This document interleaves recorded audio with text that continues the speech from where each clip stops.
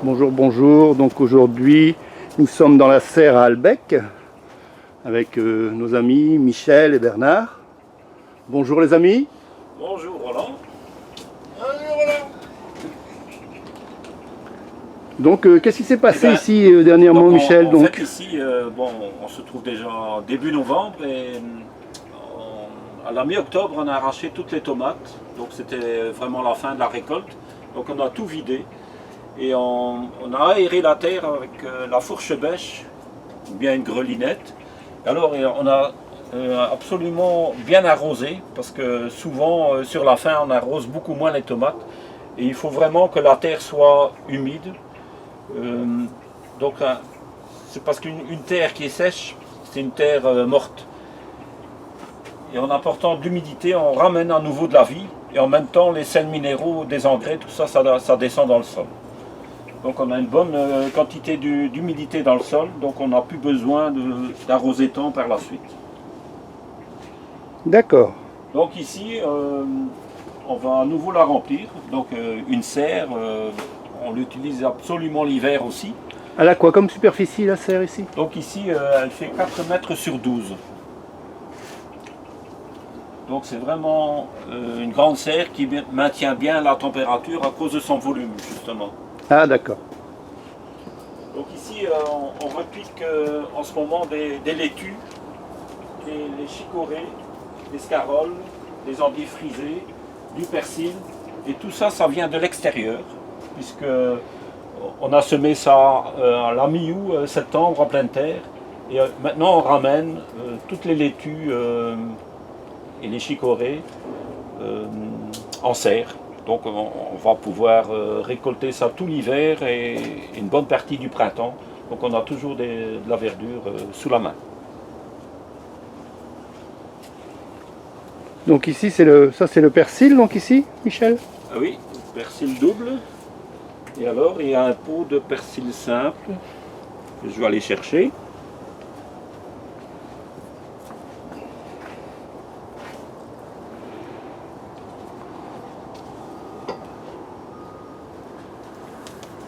Voilà, ici on a le persil plat, le persil simple, donc qui a un peu un autre goût. Et le feuillage est plus plat. Mais c'est beaucoup utilisé dans le nord de l'Afrique et ça porte un peu un autre goût. C'est pas la coriandre, hein? Non. Non, pas du tout. C'est vraiment le persil plat. Persil plat. Le plat d'Italie. D'accord. Donc ça aussi, le persil à l'extérieur, lorsqu'il gèle très fort, on risque que la végétation ait disparu à cause du gel, mais ça repousse après. Hein. Tandis qu'en serre, ben non, on a toujours ça à disposition, même s'il gèle, c'est figé, mais ça reprend tout de suite dès qu'il y a le lever du soleil, voilà. La plante reprend et on peut utiliser le feuillage tel quel. Il est intact. Et ici à côté, donc il y a déjà des choses qui ont été replantées peut-être? Alors, ça, c'est de l'oseille. C'est de l'oseille perpétuelle qu'on peut même mettre à l'extérieur.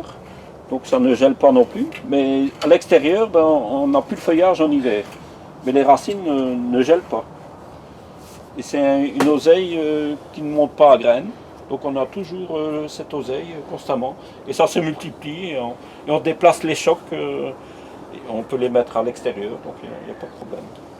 Donc c'est le goût acidulé. Hein, c'est surtout avec le poisson. Ou bien dans une purée de pommes de terre. Donc on peut une purée à l'oseille. C'est délicieux. On utilise beaucoup ça au printemps, lorsque les pommes de terre n'ont plus tellement de goût. Hein, elles sont vieilles, donc elles perdent un peu leur goût. En ajoutant ça, ben, bon, c'est acidulé évidemment, mais on redonne un goût à la pomme de terre. Donc ici on va repiquer de la chicorée sauvage. Donc le terrain a été préparé avant? Retourné un peu? Donc on n'a pas retourné, hein, on a simplement aéré et bien arrosé, c'est tout. Et ici les chicorées sauvages donnent aussi un peu d'amertume, mais bon voilà, c'est la verte à grumelot, blonde à grumelot, Voilà, ça fait des petites taches et ça vient énorme et ça résiste bien, même à l'extérieur. Ici, on met en serre parce que ça donne plus rapidement. Et donc, Bernard, toi, tu fais quoi là? Moi, je repique de la salade d'hiver, les laitues d'hiver. Et puis alors, je repique des oignons. Hein, en quinquance ici, comme ça, qu'on va pouvoir récolter. Il y a des oignons maintenant? Ah Une bah variété oui. spéciale? Non, bah, c'est des radars. Mais enfin, en sous-serre, ça pousserait bien. Puis au printemps, on va pouvoir commencer à en manger des petits. Mais enfin, ça risque de devenir des gros oignons tout de même, vers le mois de juin. Hein. Alors, on ne les repique pas aux endroits qu'on va mettre des tomates, parce que l'oignon ne supporte pas l'eau. Et comme on arrose bien les tomates, donc c'est incompatible. Quoi. donc les tomates seront mises à un autre endroit dans la serre, c'est ça? Voilà, ben D'accord. ici, là, entre les salades, là, et puis de l'autre côté. Et donc je vois, il y a un cordeau, là, vous respectez une distance entre les plantations?